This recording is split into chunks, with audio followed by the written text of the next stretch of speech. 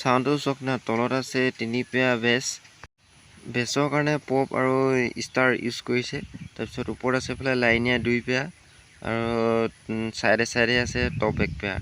আগফালৰ কাৰণে আছে, আকৌ পিছফালেও আছে দেখাম। পিছফালৰ চাইডটোত মেচিন আছে, এইফালে মিক্সাৰ বৰ্ড আছে, ষ্টেবিলাইজাৰ 4টা মান ইউজ কৰিছে।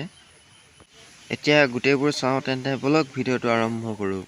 নমস্কাৰ বন্ধুসকল, নিৰ্মল ব্লগ ইউটিউব চেনেললৈ মই এতিয়া বৰ্তমান উপস্থিত আছোঁ ঢলাতে বলবমৰ কাৰণে চাউণ্ড এটা আহিছে। চাউণ্ডটো অলপ দেখাওঁ বুলি আপোনালোকক ভিডিঅ' বুলি চাউণ্ডটো চব ভাল লাগিছে। চাউণ্ডটো ভালেখিনি বস্তু হৈছে, দাদা চেটিং কৰি আছে চব এইফালে বহুত ফেমিলি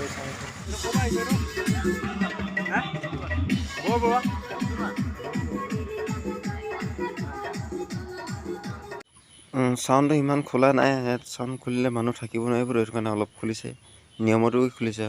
ইয়াত ওচৰত আছোঁ যদিও একদম পূৰা টিং টিং কৰি গৈছেগৈ। কাপোৰটো লোৱা আছেই, ইফালে চাওক না, DG লাইট চাউণ্ডে হৈ কিনে 94,000 লৈছে টোটেল। চাওক কিমান ফিটাৰে ধুনীয়াকৈ বান্ধি দিছে বক্সখিনি।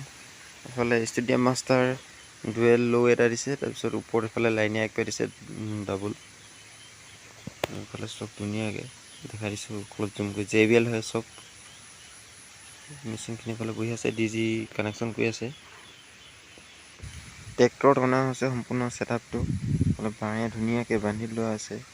এইখিনি ষ্টেবিলাইজাৰ হয় 5টা, ইফালে আছে 2টামান।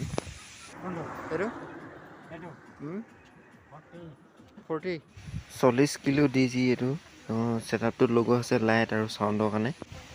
এইফালে ধুনীয়াকৈ মিক্সিঙৰ কাৰণে ইকুৱেলাইজাৰ লগাই দিছে। ইকুৱেলাইজাৰ এইফালে 4টা দিছে। ডিলে ৰিভাৰ্ভ কৰা মেচিন দিছে, কাম নাই বাৰু, স্পীকাৰহে। ফাৰ্ষ্ট টাইম দেখিছোঁতো, সেইটো কাৰণে আপোনালোকক ভিডিঅ' কৰি দেখালোঁ। কেনেকুৱা কি পালে জনাব। আশা কৰোঁ ভালে লাগিল। আজি ভিডিঅ'টো ইমানেই আছিল, ধন্যবাদ।